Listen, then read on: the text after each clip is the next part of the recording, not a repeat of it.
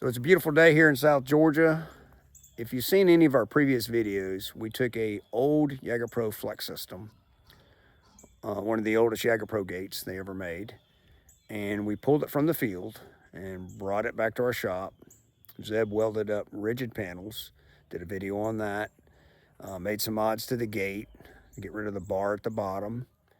And now we've brought it to its new home. We're bringing her back into action, kind of cool. Do not like this site at all for where we got to set this trap up. Brand new property to us. The problem is there's not much woods to work with. We got crop fields, and we got a strip through here that's literally water. So we know where the hogs are coming from, but we can't get a trap down in there. So we got this little tiny corner right next to our big food source, which is right there. Okay. Never want to set a trap in a spot like this, but we got to do it. And so currently, negotiations with an adjoining landowner to kind of let us get in there. And that happens a lot with our business. We end up being on someone else's land, but we're trying to protect this land.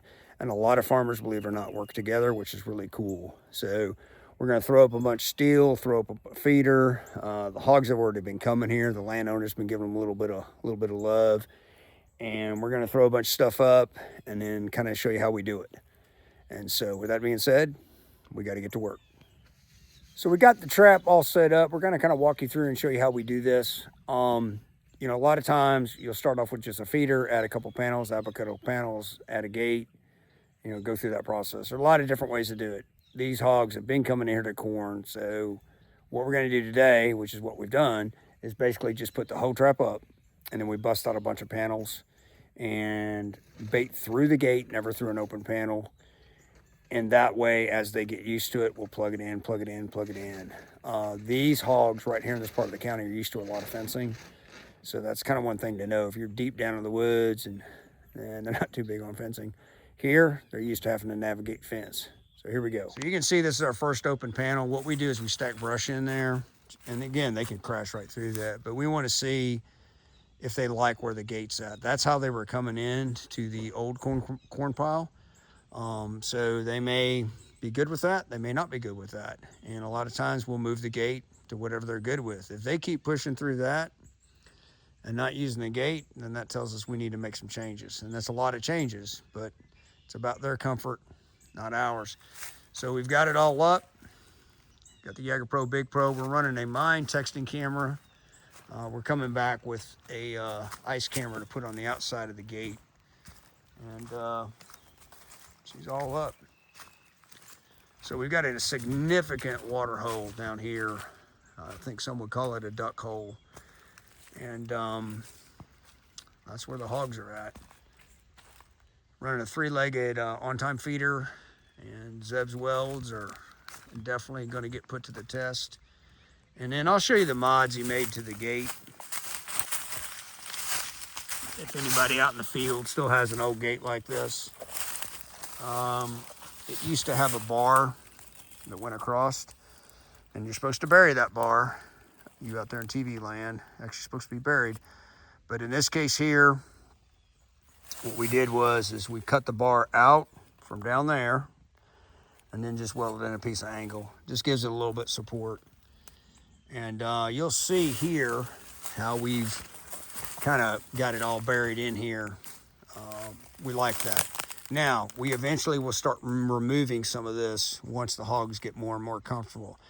As the hogs get comfortable, we'll take out that little sapling there, and then we're going to come back here with our ice camera. Right now, it's just getting them used to this and everything we got going on. As we come through the trap, or into the trap, if I don't fall, we're going to pop a panel out on that side, and basically they'll have 3 points to enter the trap. Do the same thing over here, stack up brush. So a lot of times people think that they can buy a trap, put it up, throw corn in it, hogs will walk in. And maybe, I don't know, someplace that happens, but not typically. Typically you have to do some type of conditioning to get these hogs to come into these enclosures. And as I said earlier, if you put up a feeder, They come in, and then you add a couple panels, add a couple panels, add a couple panels. That is a really good way to do that. And we've done that for years. And sometimes, depending on how spooky, shy the hogs are, we'll do that. This particular case, relatively comfortable with these hogs. We feel pretty good about doing 3 panels. We'll put this brush up. If they just keep using the gate, then we'll plug it up. Now, one thing that we're kind of picky about, if you just open up a panel and swing it out to the side, we don't like that. We see hogs all the time walking around systems. We take any panel that we pull out and either strap it to another panel or we put it somewhere else. Routinely, we learned years ago, the hogs will be jacking around, panel falls over, clang, bang, bang, clang, bang. They don't like that. And then you got to recover from that little bit of being spooked. We like to pile the brush up, and that's a good indicator. It tells us if they're like, nah, I'm not good with this. I want to go somewhere else. I want to use a different opening. Yeah, you can just open a panel and leave it open, sure. But we kind of want to already start deterring them. But again, if they start smashing through, and we've done it, we've piled brush almost 68 inches tall like a panel, and they're busting through it, move your gate. That's where they want to go.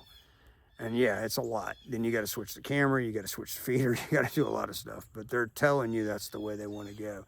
Hopefully this is a down and dirty short video. It helps you guys out. Really exciting for us to take this old Jager Pro Flex system, make it a rigid system, and put it back in the field. And again, you get what you pay for. You buy steel, it's going to last hopefully your lifetime. Electronics, yeah, electronics are going to go out. They're going to need to be replaced. But the steel is here to stay. And like I said, these are flex panels from 2016. We just added some square tubing to it and they're back in the field. So y'all have a great day. Appreciate the support.